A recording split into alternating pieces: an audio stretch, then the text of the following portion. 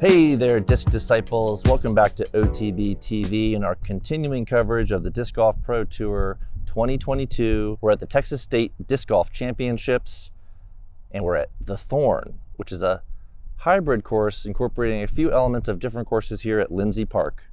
I'm lucky enough to be joined by team member Ella Hansen. Ella, how are we doing? Doing pretty well, yeah. Just finished a practice round and got some lunch, so I'm feeling good. It's a beautiful day here in Tyler. So far, the wind hasn't been too crazy. It's looking like we're going to have good conditions. How are you feeling like the course is setting up here? It's a really interesting course. I think it's going to be really challenging. The last 6 holes are a lot of up and down, and so you can't really just coast into the finish. So it's got a combination of pretty long holes, some good wooded holes, and yeah, it's a tough challenge for sure. Yeah, definitely a contrast to what we've seen so far on this tour in terms of what the elevation is what I noticed the most. Way more up and down here, especially when you get to the back of the front or the back nine here at the Thorn. Let's talk about the season so far. Yeah. Steady golf. Steady. And how'd you feel coming out of Vegas?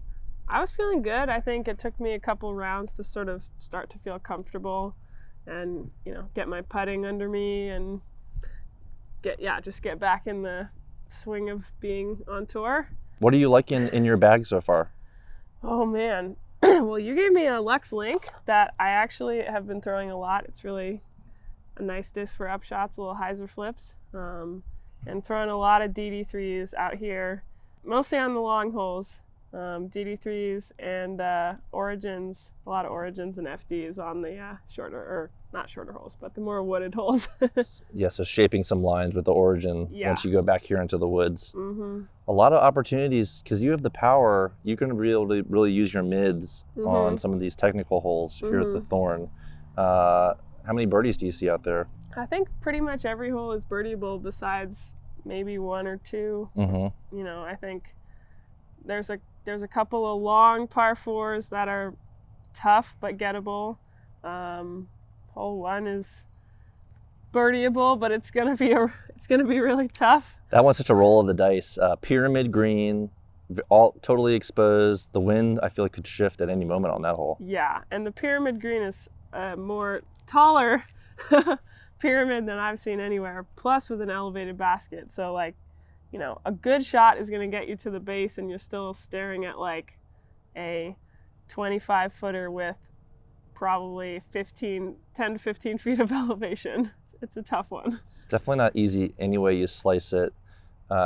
Thinking a little bit about the strategy of how you approach that green. Do you think, again, it's going to depend on how the wind is that day? Yeah, I was able to, in practice, get one up on the first level, and I think if I get to the first level, I'm going to go for it, but it's gonna be tough to bring myself to run that putt, especially if it's windy, which it has been for pretty much all the practice days so far. So yeah, it's scary. Well, luckily when we were in Waco and Belton, or maybe unluckily, you definitely got some wind practice in. Yeah. Talk about that in terms of getting you ready for the rest of the season. Yeah, I mean, it's a good test. Vegas usually is windy, and it wasn't that windy this year. So got a good taste of the wind in Texas, and I think it just helps me and I think everyone understand our discs a little bit better. And, it's just that trial and error of throwing something too flippy into a headwind and having to figure out how to not do that.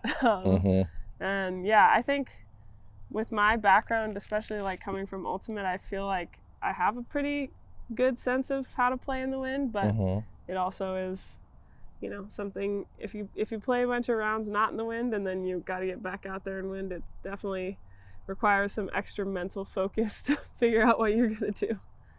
Well, definitely been seasoned here by the Texas conditions. Cold and windy in Waco, plenty of wind there in Belton. Again, we're setting up to have good weather here. Should have some good opportunities to score here in Tyler. Yeah, so fingers crossed, because again, it was already windier today than the forecast said. Yeah. So again, I think everything's just unwritten when it comes to Texas golf. Yeah, gotta expect the worst and just, play with what you got. So we're about 1 month into van life. Tell me how that's going. It's going good. Yeah, it's an adjustment. The thing I've noticed the most is it's really nice, like this week when there's places that the players can stay, like all the vans. So shout out to everyone who is kind enough to offer up their properties or churches or whatever. But it definitely takes a little bit of self-confidence to be like, oh yeah, I can park here, you know, nobody's gonna bother me. Strength in numbers though. Yeah, exactly. It's like when you're with a whole horde of people, usually it's, you know, you don't have to worry about that as much, which is nice. But I've really been enjoying it, been eating some good food, doing some cooking. My bed is comfortable. I haven't been too cold. I haven't really dealt with the heat yet, so we'll see how that goes, because I'm sure we'll get some heat later in the season. So anything else to announce? Anything fun? You did it in the bag yesterday? You filmed that? Yeah, I actually got my hands on my Rookie of the Year disc for the first time yesterday. Very too, cool. Which was really cool. And that's coming out sometime early April, first week of April. So that's really exciting. Sweet. And yeah, that's really the only announcement I've got, I guess. That's great. So we'll keep our eyes peeled for that Rookie of the Year disc featuring our very own Ella Hansen. And now we're gonna check out hole number 4 and see how Ella plays it. Hole 4 is a 720-foot par 4. We've got this kind of open gap up here, and then we got a little bit of a smaller gap on the right. I think most players are going to be throwing this Anheuser, just getting it out there as far as you can, and then you kind of want to be in that area of those 2 trees up there, and just getting your upshot into the green. The green has a casual creek down on the right, yeah, it kind of tightens up as you get closer to the basket. So I'm throwing a pretty beat up Proto DD3 and just, yeah, throwing a little bit of Annie and hoping it gets far.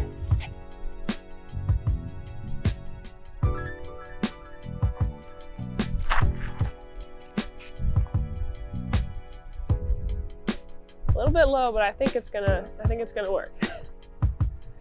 Had a good drive. Stayed away from that OB on the left. The wind's kind of pushing down this hill, so it's gonna hold that disc and not let it hyzer out too much, especially if you give a good angle for it.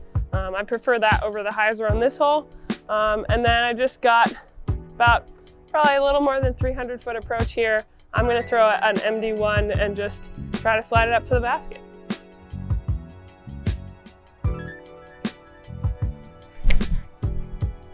Come on, flip it. Skip, skip, skip. All right, so we scooted up. It was a little short, but we got a circle 2 look. We're gonna go for it.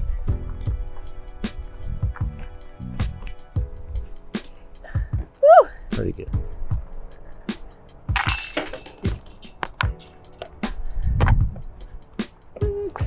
All right, we just watched Ella get her easy par there on hole 4. Ella, how'd you feel about that? A little disappointed, but it's okay. I'll take a par on there, but I think I can push it in the tournament, get that extra tournament power, and get up inside the circle. Definitely had the circle 2 look for the birdie, so we like that. Where can people watch your In the Bag video? It's going to be up on the Discmania channel at some point. Just keep your eyes peeled. Also be up, info about it will be up on Instagram. So we'll definitely throw some links up on the OTB pages, so check that out for Ella's In the Bag. Ella, thanks for joining us slightly off course. Thank you, Greg.